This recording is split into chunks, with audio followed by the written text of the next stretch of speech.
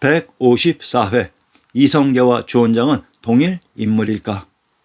조선태조 이성계가 바로 명나라를 건국한 주원장입니다.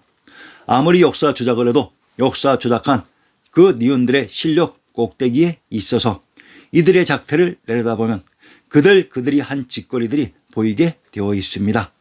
여러분들 중에 그러한 실력을 가지고 있는 사람은 본 적이 있습니까? 출생의 비밀. 역사를 조작할 때 실제로 있었던 인물을 조작해서 중국사와 한국사로 분리시키는 작업을 하기 위해서는 관련되는 모든 인물과 연표를 모두 수정해야 하는 엄청난 작업이 요구됩니다. 그런데 실제로 있지 않았던 인물을 추가시키기 위해서는 아주 간단합니다. 새로운 인물들을 창조시켜 기존의 역사에 붙여버리면 그만입니다. 실존하지 않았던 가상의 역사를 실존했던 실제의 역사에 붙이면 그 둘은 서로 충돌함이 없이 그대로 실제의 역사에 녹아들면서 가짜인 가상이 실제가 되어버리는 것입니다. 실존하지 않았던 가상의 역사 인물이 바로 명나라의 건국자라고 조작 이입된 주원장으로 이분이 바로 조선태조 이성계입니다. 이성계의 고향 영흥은 총관부가 있었던 제왕의 성이 있었던 한양장안의 관중지역이며 주원장의 고향 봉양현은 태조 이성계의 고향 관중지역을 봉황이 회를 치는 봉주, 봉상이라고 했습니다. 즉 태조 이성계의 고향 알동의 영흥과 주원장의 고향 봉양현은 동일한 지역입니다. 제 본 책 명청과 신정동국 여지스남에 모두 있으니 참조 바랍니다. 아리아넥스의 역사 보고는 게으른 사람들을 위해서는 존재하지 않습니다. 남경 응천부와 동로강 만호의 관계. 1356년 주원장은 대군단의 식량 문제를 해결하기 위해 물자가 풍부한 강남의 남경을 공격하여 함락했고 남경을 응천부로 개명하고 본거지로 삼았다.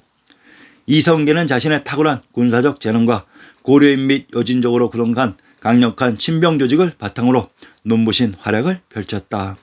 1361년 동로강 만호 박이가 반란을 일으켜 정보군을 격파하자 고려 정부의 명을 받고 출동하여 박이를 살해했다.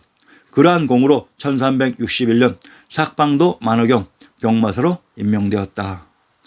동시대의 주원장이 점령한 응천부와 이성계의 동로강을 살펴보겠습니다. 응천부, 주원장의 음청부의 지명을 밝혀보면 충청도 청주의 산청가부를 인용합니다.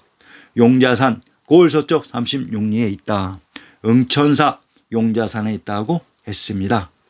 응천이라는 지역에 있는 사찰이 응천사인 것은 부정 못할 지리의 기본 상식으로 부르는 거리관계를 떠나 그 지역의 사찰로 응천사가 있었던 곳이 청주의 산청과 부르라고 합니다. 동로강, 그러면 이성계의 동로강을 살펴봅시다.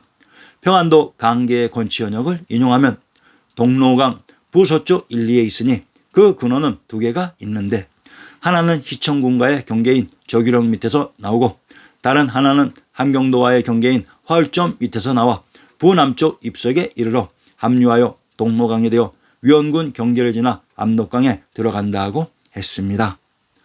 평안도 강계를 동로강이라고 합니다. 그러면 평안도 강계의 군명을 석주 청원이라고 합니다. 평안도 강계의 군명 청원은 청주를 다르게 표시하는 방식입니다. 자, 보세요. 주원장의 응천부가 청주였고 이성계의 동로강이 청원인 청주라고 진실을 실토하고 있는 것입니다. 주원장의 명나라 건국과 이성계의 단성양 절익 대공신. 1368년 주원장은 황자에 올라 국호를 대명, 연호를 홍무라 했다. 강남을 평정하고 황제가 된 주원장은 서달을 정로대장군에 임명하여 북부를 단행했다. 1368년 여름 서달의 군대는 원나라에서도 대도를 함락했고 원나라의 마지막 황제 순제는 상도로 도망쳤다. 이로써 주원장은 중원에서 97년 동안 한족을 지배했던 몽골족을 몰아내어 중화 회복을 달성했다. 명나라란 명땅을 기반으로 제왕의 성이 있었던 관중을 장악했으므로 조선의 중앙왕조를 대표하는 국명이 명나라가 됩니다. 명땅, 주원장이 기반했던 명땅. 자, 이곳의 비밀은 태조 이성계에서 밝혀드립니다. 원나라의 수도 대도, 북경 대도는 제왕의 성이 있었던 한양장안의 관중으로, 몽골의 수도 카라코름이 바로 태조 이성계와 주원장의 고향인 관중 영웅의 박토에 있었다고 했습니다. 원 황실이 도망간 상도, 천황님이 계셨던 개성의 송악이 바로 윗상인 상국인 상도입니다. 원나라의 황실이 한양장안의 관중에서 개성의 송악으로 이동했습니다. 이 원나라가 바로 고려입니다. 1364년 최유가 기왕후를 통해 덕훈군을 고려왕으로 내세우고 요양성의 군사 1만 명을 동원하여 평안도 지방을 침입하자 최원과 함께 수주 달천에서 이들을 섬멸했다. 그 해에 밀직부사가 되었고 단성량 절익 대공신의 호를 받았다. 1370년에는 원정군을 이끌고 요동까지 가서 원의 잔병을 모아 동령부를 점령하고 고려를 위협하던 김배관 등을 물리쳤다. 1368년 주원장은 남경에다가 명나라를 건국하며 태조 이성계는 단성량 절익 대공신의 호를 받습니다. 주원장은 1380년까지 몽골의 잔류 세력들을 전부 몰아내며 태조 이성계는 1384년까지 여진과 왜구를 섬멸하는데, 이때 왜구가 몽골의 잔류 세력을 왜구로 주닥했던 것입니다.